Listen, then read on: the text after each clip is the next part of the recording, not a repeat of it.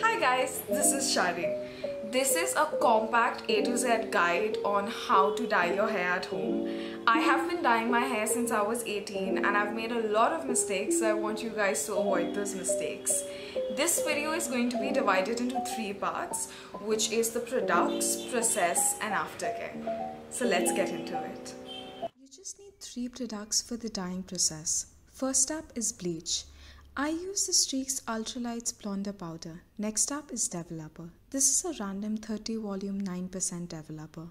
The color I use is Comrie Purple by Paradise. And you're ready to begin.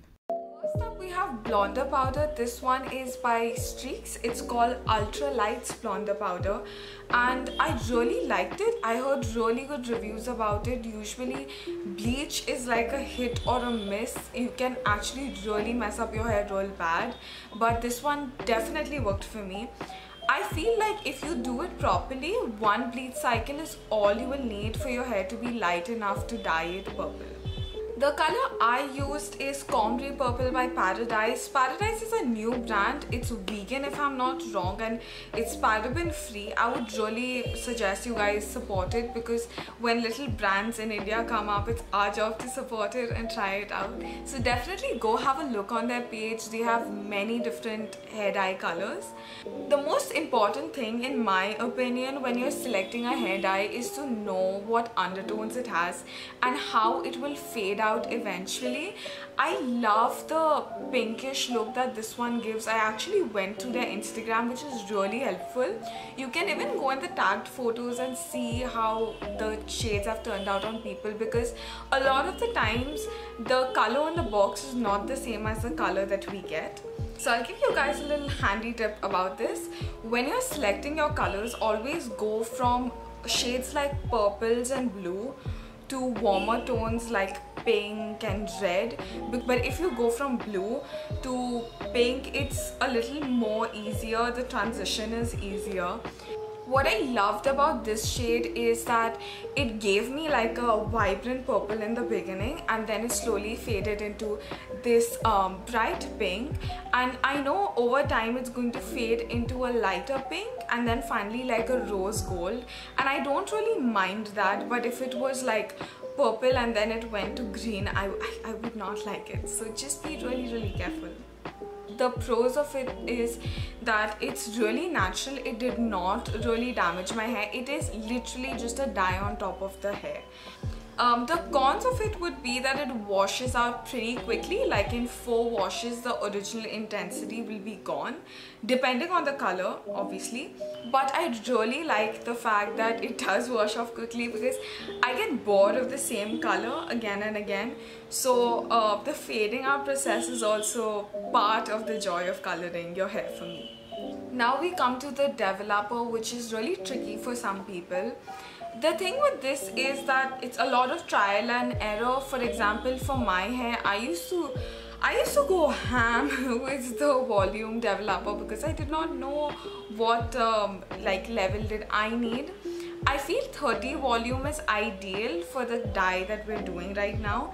You should definitely do a strand test when you're trying it. Just take like a little strand out of your hair and apply the bleach and developer there to see how it reacts to your hair, because you don't want your hair falling off. I feel 30 volume is a perfect balance because 20 volume did absolutely nothing for my hair. I actually tried it, and 40 volume will burn your scalp. Like 40 volume, it needs to stay away from your scalp. I made that mistake when I was younger and I got a lot of hair fall, so just be really careful. And do your research depending on your hair type. If your hair is curly, if it's straight, if it's coarse, if it's thin, just find out everything you can about yourself first, so then you can start finding products that suit you. Now let's get into the process. I read that the bleach and volume developer needs to be in 1:2 ratio. So I mixed the two. I kind of freestyled it, I'm not gonna lie, but it worked perfectly for me. So go ahead and do that and bleach your hair. After you've bleached your hair, keep it in for around 30 to 40 minutes depending on what is written on the packaging of the hair dye you have used. Be really careful about this, because I know when people bleach their hair, you will notice even when people dye their hair, the roots tend to look lighter than the rest of the hair. I kind of don't like that. So what I do is I go over the lower portions of my hair and I go over the scalp at the end, because I just don't want the bleach on the scalp to stay for longer. I feel like that really damages your hair. I need to let you know that if you have darker hair, your hair is gonna look brassy, which is like this orangish shade. It's not gonna look platinum blonde. So just be a little careful about that, because then depending on how brassy your hair looks, that can also react to how your dye application on your hair looks. And this is how my hair looked after I bleached it. I kept that for a little while. I did not immediately dye my hair. I kept it for around a week because I was really kind of getting into it. Another thing is, when you're bleaching your hair, make sure you're using foil. What foil does, it separates the strands. So put it on the foil and just bleach your hair and then close it. So what this does is it separates your strands from each other, and it also doesn't let the bleach touch your skin, because your skin can get irritated and you can get rashes. So please be careful about that. Now the best part about Paradise is you don't really need to use something like a developer in the dye. You can directly just put it onto your hair. You then have to keep it, I guess, in for 20 minutes. I kept it for 30. First of all, we need to talk about shampoos.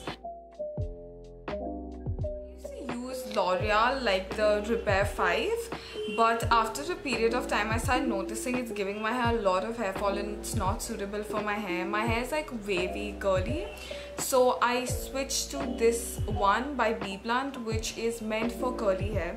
This actually smells really good, okay? I just felt like adding that. It smells a little like coconut, and I think it's pretty good match for my hair. When you're going for shampoo, go for something that's suitable for your hair type, because now that you've bleached it, you really require it. You need to keep your hair strong so that you don't get too much breakage. Now a lot of people kind of ignore this, but conditioner is the most important part of your hair care routine. Please do not skip it. This one is from Fix My Curls and it's a hydrating deep conditioner. It has honey, butter, mango,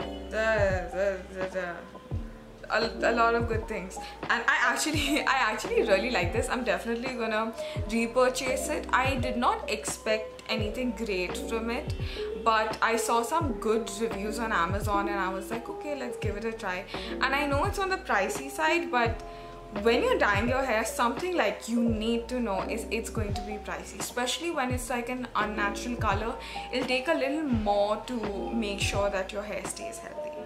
The third step is hair spa or like really deep conditioner. Just on a whim actually.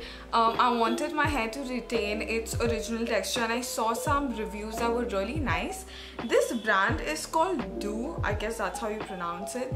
It seems to be a French brand, and this was such a huge hit. I definitely see myself repurchasing it, so I would really recommend this.